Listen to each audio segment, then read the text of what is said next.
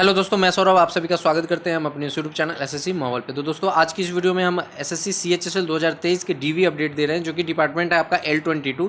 इसका डीवी कब तक होगा, जो हमारे पास अपडेट निकल कर आई है, मैं आपको देने की कोशिश कर रहा हूँ। Environment, ministry of environment, forest and climate change की अपडेट है। ये आपकी डिपार्टमेंट, यही आपकी डिपार्टमेंट है जो L20 है, L22 है।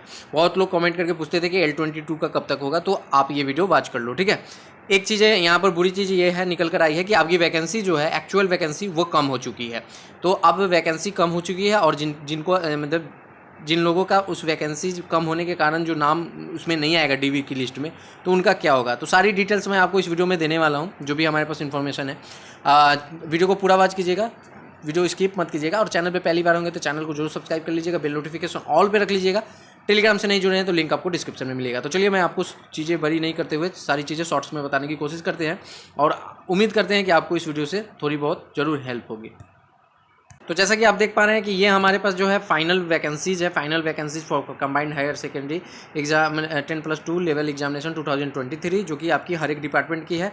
जो कि पहले हमारी वैकेंसी 1762 थी, आपको पता है कि रिवाइज करके हमारी वैकेंसी हो गई थी 1211 वैकेंसी जो फाइनलाइज हुई।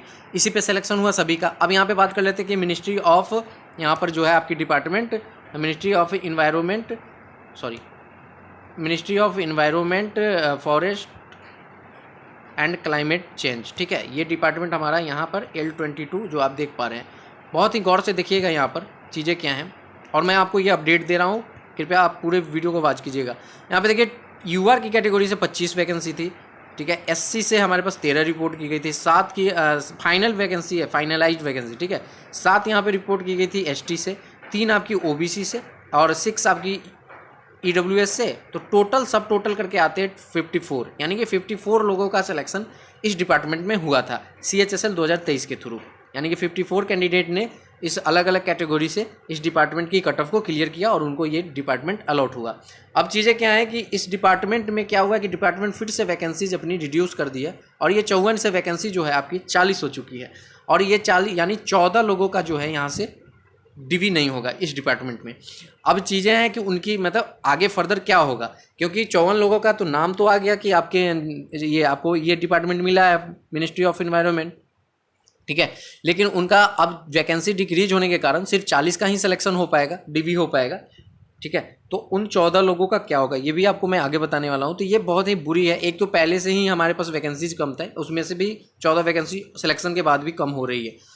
तो चलिए बात कर लेते हैं कि कब तक डीवी होगा। तो डीवी की जो अपडेट है वो आपको नेक्स्ट मई के एंड वाली वीक जो है, आपकी एंड वीक में जो है आपके स्टेट प्रेफरेंस से लेकर आपकी मेल आने स्टार्ट हो जाएंगे डीवी के लिए। फर्दर आपको बताया जाएगा कि क्या क्या होगा। अब 40 कैंडिडेट कौन कौन होंगे ये मैं आपको बता दूं। ये आपके जो डिसाइड होंगे वो रैंक बेसिस पे होंगे, ठीक है, रैंक बेसिस पे होंगे। और मैं आपको बता दूं कि जो यहाँ पर जो वैकेंसीज कम हुई है वो किस डिपार्टमेंट से हुई है, वो आपकी यहाँ पर ओबीसी की 0 कर दी गई है, ठीक है। एससी और एसटी में से घटाकर आपकी वैकेंसी यहाँ पर कर दी गई है। तो यहाँ से आपकी 3 वैकेंसी गई है, और इन दोनों से मिलाकर आपकी 11 वैकेंसी के आसपास कम कर दी गई है। तो आपके टोटल जो है 14 वैकेंसीज कम कर दी गई है। तो ओबीसी एससी एसटी कैंडिडेट वाले को जो है वैकेंसी यहाँ पर डिक्रीज की गई है।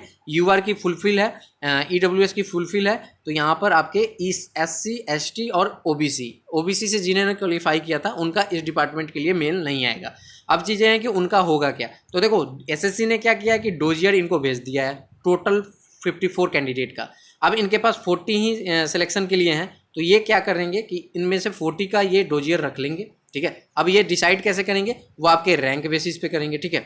अब 40 के डोजियर रखने के बाद जो रिमेनिंग 14 बचेंगे उनके डोजियर को फिर से ये क्या करेंगे, एसएससी को फॉरवर्ड कर देंगे। अब आपके डोजियर जो है एसएससी के पास चली जाएगी। अब एसएससी के एंड से होगा कि आपको वो क्या करते हैं। तो इस केस में होता क्या है कि बहुत बार आपके डिपार्टमेंट चेंज हो जाते हैं, ठीक है। अगर किसी और डिपार्टमेंट में वैकेंसीज खाली हो चुकी है तो वहाँ पे आपको रिक्रूट कर दिया जाता है, अदरवाइज आपको होल्ड पे डाला जाता है, आपको होल्ड कराया जाएगा, ठीक है। और जैसे ही वैकेंसी फिर से आएगी फिर आपको यहाँ पर फिलअप कराया जाएगा। तो हो सकता है मे बी कि आप 14 में आपका नाम आता है तो आपको वेट भी करना पड़ सकता है। ऐसा नहीं है कि आपकी जॉब चली जाएगी, जॉब तो रहेगी, लेकिन आपको थोड़ा सा वेट करना पड़ सकता है, या आपको कोई और डिपार्टमेंट भी दिया जा सकता है। इस केस में ऐसा होता है। तो ये बहुत ही बड़ी अपडेट थी जो मैं आपको दिया हूँ। 40 वैकेंसी हो चुकी है 54 से, और 14 वैकेंसी घट चुकी है। ओबीसी की नील हो चुकी है, और एससी एसटी में से 11 वैकेंसी कम कर दी गई है। ठीक है, तो ये अपडेट थी आपके लिए। अपडेट कैसा लगा जरूर कमेंट करके बताइएगा, और भी डिपार्टमेंट की जो भी अपडेट आएगी मैं आपको जरूर शेयर करूंगा। तब तक इतना ही, मिलेंगे अगली वीडियो में। जय हिंद, जय भारत, सभी को ख्याल रखिएगा।